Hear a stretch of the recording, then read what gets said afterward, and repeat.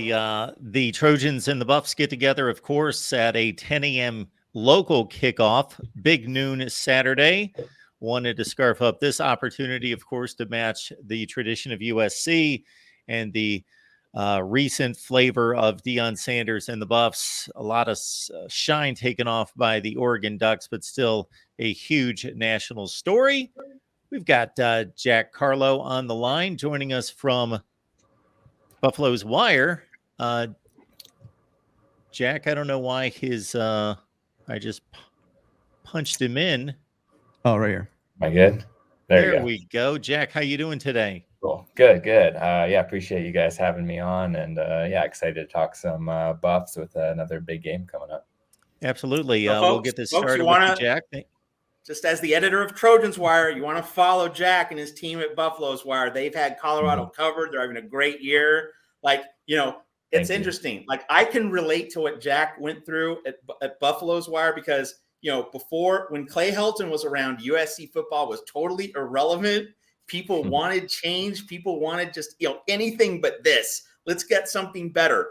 And so Jack's gone through the same basic progression. Colorado football was dead. And then you get Coach Prime. So I got Lincoln Riley and my life got better. Jack Carlo got Coach Prime and his life got a whole lot better. So we could really relate to the past few years in college football. It's great to see Jack and Buffs Wire getting all this exposure, and he's doing a great job. So great to have you on here, Jack. Cool. Thank you, Jack. Before we kick it to you, and we do appreciate you being here, we want to clear the deck on a few items here. We've got Slap Happy kicking in with a super sticker. Thank you so much for that, Slap Happy. And then we also have Eddie Chase, who says, is it lack of good players or crappy coaching by Grinch? Seriously, he sucks. Washington and Oregon offense will destroy USC badly. I know that we have Jack to talk to, but just to address this very quickly, I think one thing that needs to be said, and this is where I'm going to be soft on a player. Mason Cobb, didn't play great. Well, in that case, Mason Cobb didn't play since the San Jose State home opener. So there's a case where a guy's had rust. He needed to just take the field. He needed to get reintegrated. So I'm not going to be hard on Mason Cobb for that reason. But, of course, the defense has a lot of concerns. But Mason Cobb, he just needs to get back into the flow. And it'll be interesting to see how he plays against Jack's Buffaloes. Hey, Jack, a lot of people just believe that the rubber simply met the road on Saturday, and this was inevitable for this Colorado team to meet a truly, top 10 to 15 team in the country and a legitimate offensive line, defense, and so forth. For me, I tend to be a little bit more measured. I want to see more data points, and I want to see, just about anything can happen in a particular football game. I truly do not believe that Oregon, takes a 35-0 lead to halftime if most of the time if these two teams are playing 10 times, but they certainly took it to Colorado on this Saturday. Your thoughts about the performance by the Buffs and what lies ahead and whether this is truly an indicator of them being that far behind the top teams in the Pac-12? Yeah. I mean, we will get another data point on Saturday, which is good. So, really quickly there. Going into this game after a 3-0 start, I don't think anyone really expected it to be that big of a blowout. I think I was expecting it to be maybe a 10, 15 point game, and it just got out of hand really quickly and got really ugly. I think, just the Buffs' lack of size and just overall talent on both of the lines was exposed. And, we knew that those were, sore areas of the team, but that just got multiplied by 10 against Oregon. Because, they have some of the best edge rushers in the Pac-12. But I think I'm a little bit more confident heading into this weekend against USC, just because of that defense, as Matt was saying there earlier. I think the Buffs will be able to put up more than just 6 points, and at home as well. More than 26? I'm going to say, I feel like about 20 points, I'm going to guess the Buffs put up on offense. I think that's a fair number. But yeah, I mean, I'd like to hear your thoughts on USC's defense a little bit later as well. Maybe I'll bump that number depending on. They're not good. They're not good. Yeah. But Jack, here's my thing, and obviously we're going to be working together as Trojans Wire and Buffalo's Wire form a tag team to cover this game this week. But my first question on this show here at the Voice of College Football is line play. You know, Colorado is undersized on the lines. You don't have those Midwestern corn-fed hulks that you have at Wisconsin and Michigan and Penn State. You know, you don't have those big slobber knockers. That's where Colorado, just in terms of having physical specimen, you know, dudes, really seems to come up short. What is Dion trying to do? What is Sean Lewis trying to do in terms of protections, schemes, ways to minimize the undersized Colorado offensive line's weaknesses and to get more consistent pass protection for Shedeur Sanders so that you can really cook against this USC defense? What's the plan in Boulder? Yeah. I mean, I will say quickly though, at least both the tackles, I'll say Gerard Christian Lichtenham, the left tackle, and then Savion Washington, right tackle. I feel like those guys have pretty solid size. They haven't been very good against some of the quicker edge rushers, I'll say. I mean, they're both really tall dudes. I think they've struggled with some of those quicker, smaller edge rushers. I think it's the guard positions that have really bit the Buffs so far this year, and center a little bit. They had an injury there too with Van Wells. But with Sean Lewis and this offense, I mean, it comes down to Shedeur's best. I think he's a pocket quarterback. I mean, he's not a guy, he can run. He has that speed and an amazing ability to throw on the run, but he's at his best when he has time to sit in the pocket. We saw a lot in the Oregon game, him just holding the ball too long. He even admitted that afterwards too. But I think what worked best against that in the TCU game was those shorter routes where, he doesn't have to wait in the pocket for 3-4 seconds waiting for routes to develop. I think what Sean Lewis did well in the TCU game was those shorter crossing routes and just, slants and, putting together plays where you can get the ball out of Shedeur's hand quickly. I think that will be key for, the offensive line to get back on track. I know Tim has a question, but I just want to get a follow-up in based on what you just said. I didn't watch a lot of the TCU game, but I did watch a lot of the Colorado State game in week 3. Mm-hmm. And against Colorado State, lots of short, quick, ball out quickly passes to neutralize the pass rush. But you weren't seeing guys getting yards after the catch against Colorado State. And you were getting more yards after catches against TCU. Like, that's how Colorado got over 500 passing yards against TCU. But Colorado State was boxing in those receivers, instant tackles after making the catch. So what's the secret? What's the special sauce in terms of not only getting the ball out quickly, but being able to put receivers in positions where they're getting yards after the catch? How do you think that comes together against USC? Probably just getting the ball in their hands on the run, probably opposed to, just like a quick turnaround route. Getting their hands on the run, because the Buffs have amazing talent at wide receiver with Xavier Weaver, Jimmy Horn Jr., and Travis Hunter once he gets healthy. Also, I think just CSU's defensive backs were probably better than TCU, I'm going to say. Henry Blackburn, who was the talk of the nation last week, he was really solid.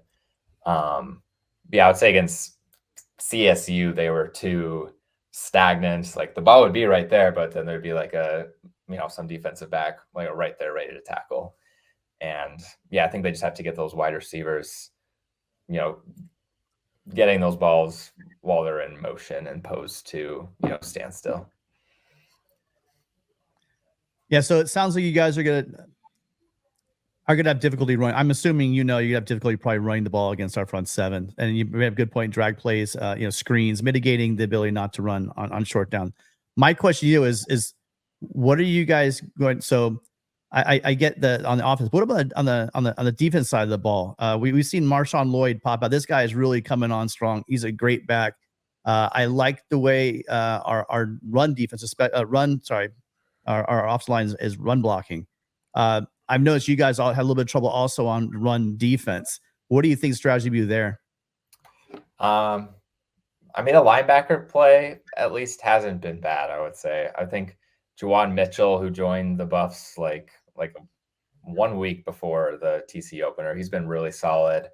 I think the defensive backs haven't been bad either. I think mostly, at least from what Coach Prime has been saying and some of the defensive coaches, it's just been a lot of missed assignments. Just like watching the film again, like you'll have, like two defensive linemen going together and they're like, oh, like they missed that read. And I think just better communication up front will be the biggest thing there, because they have the talent in the secondary with Trevor Woods. He's a really good tackler. And our linebacking core with Marvin Ham and Juwan Mitchell. I mean, they have the talent to, make tackles when needed. It's just putting those guys in the right position and making sure that, everyone's on the same page in terms of the communication. And then, so you probably know that USC had 14 tackles for loss and 8 sacks in this last game. We could argue that. I mean, I know that they had some backups there at ASU, but you guys have had your trouble protecting Shedeur as well. Are there concerns about Shedeur making it through the entire game? Yeah, that definitely scares me a little bit. I mean, even you saw against Oregon too, like Shedeur is pretty much going to play the whole game, even if they're down. They never took Shedeur out. But yeah, I mean, in terms of like health wise, if that's what you're getting at, he's taking a lot of hits. Yeah, I mean, he's a tough kid for sure, really tough. But yeah, I mean, if he gets hurt, like this season, hell of a drop off. Yeah, they don't have much behind Shedeur, unfortunately. There's a lot of youth, at least, still developing. Yeah, that definitely concerns me a lot, and it's gonna be on the O-line to step up this week. More of an obvious psychological comment to just get a response from everyone. This is not a team that in Colorado that is just having a nice little start and then they got put in their place. They're causing a stir across college football. And I got to think that while the case can be made that USC went to sleep against Arizona State, didn't have a whole lot of motivation, even though Colorado is coming off this beat down from Oregon, they are still the darlings of college football. They're still gaining all this hype and this attention. That USC is going to be on full alert, that even if they believe, hey, we're better, this team's not as good as maybe people thought a week ago, still people are putting their eyes on this game, and we want to make a statement, and we want to show that we're a far superior football team, you would think. Mm-hmm. Yeah, I mean, I think the Buffs are going into that every week saying, they have a lot of doubters that they want to prove wrong every single week. I think they have that mindset constantly. Yeah, so I mean, I'm not worried about that. And they're used to, all eyes being on them. Yeah, I'm coming at it more, I guess, from a USC perspective. Okay. Of them wanting to, these are guys that came to USC to have the spotlight on them. And here's another team that's basically accomplished nothing. I don't want to state it so harshly. I think Deion Sanders has done a remarkable job. But they haven't won anything of note. They're in a highly improved team, and what he has done in throwing together 68 transfer portal players and 20 true freshmen onto this roster is truly remarkable in my eyes. But we're talking about USC athletes that there's probably a semblance of that roster that aren't okay with this Colorado bunch receiving all this attention and are salivating at the opportunity to put them in their place. Yeah, I think we saw that against Oregon, where a lot of those guys took it personal, I guess, as Deion has been saying, but now it's on the Oregon side. Yeah, I think people want to take Deion down right now while he's vulnerable still. I mean, I think next year is when the Buffs are really going to put it all together. They're still in kind of a rebuild mode right now. They knew coming into the season though that they would have a target on their back pretty much every week, and now that they're playing top 10, top 15 teams. We're kind of seeing that.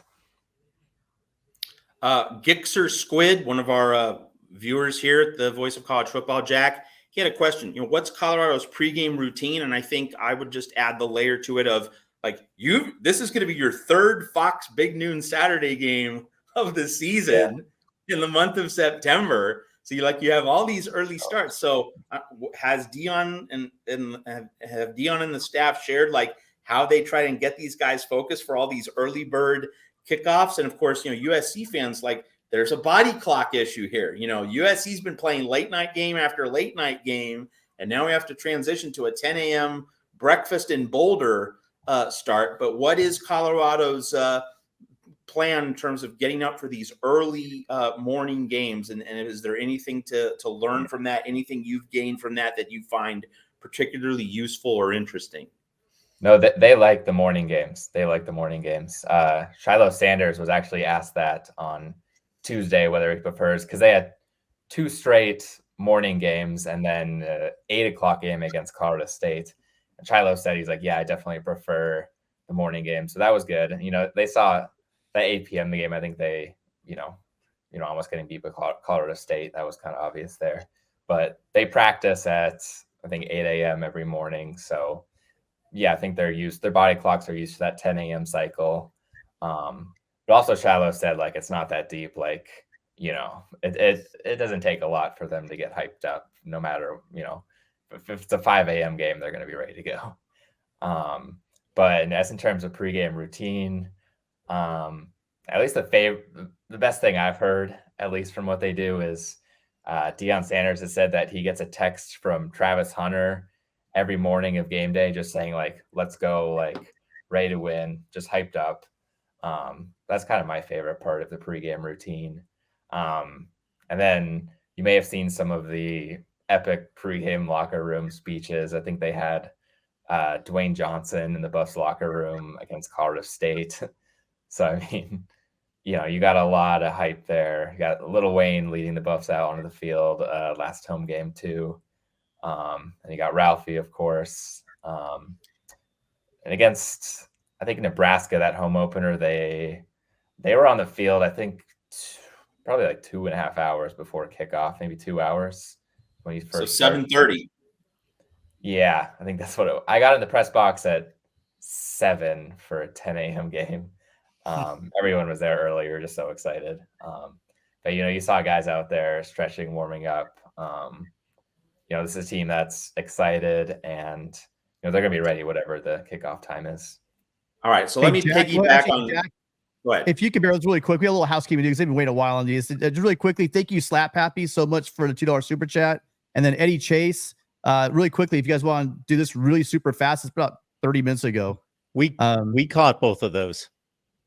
We talked about this one? Yep, we addressed both of those.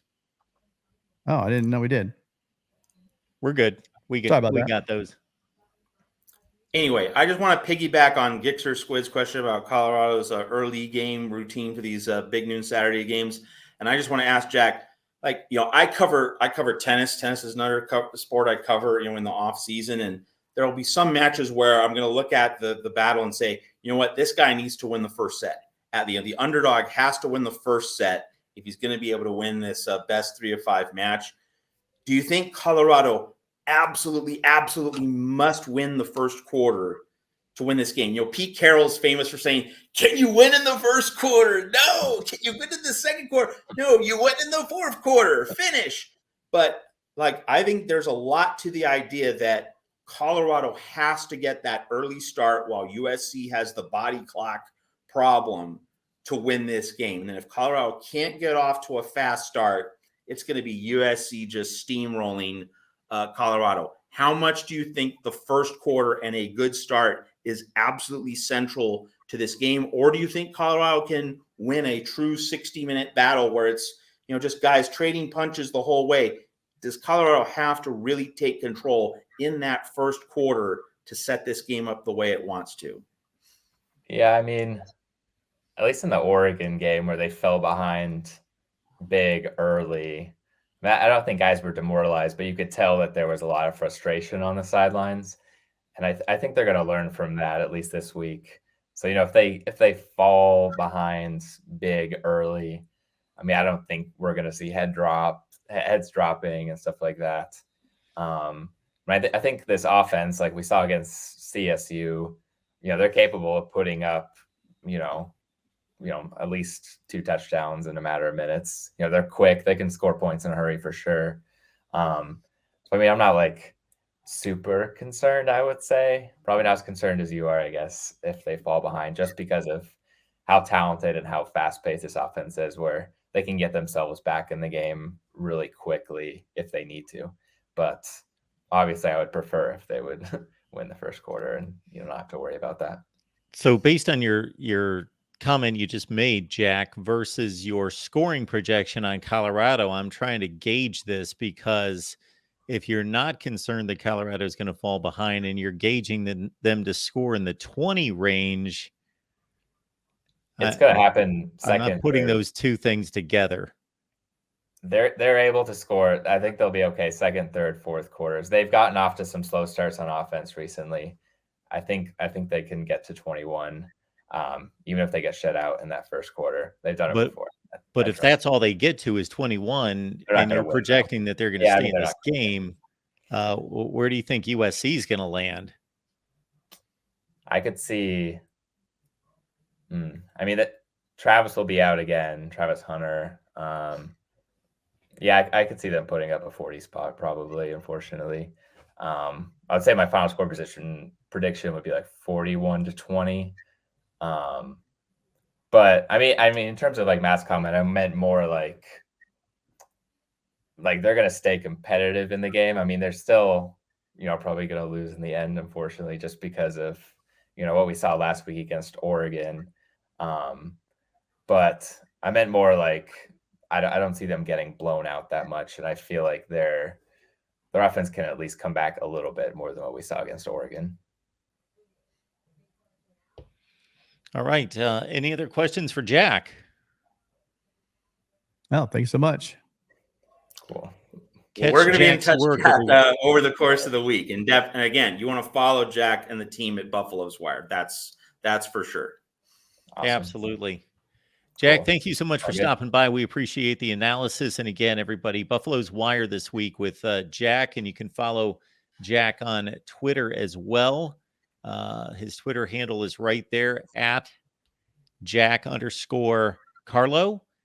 And you'll want to follow him right there. And you can then be directed right to all of his work covering Deion and the Buffs. Jack, thank you so much for stopping by. Awesome. Thank you guys so much, and have a good rest of your week. All right. See you, Matt. Jack. People have been mentioning the chat. Deion Sanders and Lincoln Riley, even though they're going to be in separate conferences, they're going to be competing for elite talent in the transfer portal. So, there's value in making a statement in this game, just in terms of the transfer portal, future battles, so on and so forth. That's why Dan Lanning went off with that speech. Colorado's not that good a team. And Dan Lanning really laid it on thick. But there was a purpose to that. He's going to be recruiting. He's going to be going against Deion in the portal. That's why Dan Lanning did what he did. And that's why this game against Colorado has significance beyond just this season. There's going to be portal competition. There's going to be recruiting competition. So you obviously want to make the statement. But in terms of roster management and the right guys getting more snaps, because Colorado is a media magnet game, it's a showcase. Not necessarily in terms of a meeting on the mountaintop of heavyweights, because we know that USC is in a different weight class from Colorado. But in terms of media focus, this is a spotlight game, and it's a chance for these USC players to play in the spotlight. They're going to be asked a lot of questions. There's going to be a lot of media at this game, much more than the Arizona State game, much more than Stanford, Nevada, etc. So this, to me, because this game has such a spotlight attached to it, it's a time for this USC coaching staff to say, okay, boys, here's this spotlight. Let's see what you do with it. And based on the results of this game, based on the way guys play in this game, this needs to be a real proving ground in terms of settling some position battles, because the coaching staff has been saying throughout September, these position battles are not fully resolved. So this Colorado game really needs to settle some position battles. And if certain guys who are getting most of the snaps do not close the door, if they do not close the sale and assert themselves playing at an elite, number one on the depth chart level, then we need to see a lot of the deck get cleared for the Arizona game. We need to see, if guys do not measure up against Colorado, they need to be replaced against Arizona. And other guys like Rayshawn Davis in particular, they need to get lots of playing time against Arizona. And then if those guys play really well against Arizona, you then go into the Notre Dame game saying, those are my number ones, and the guys who didn't measure up against Colorado are my twos.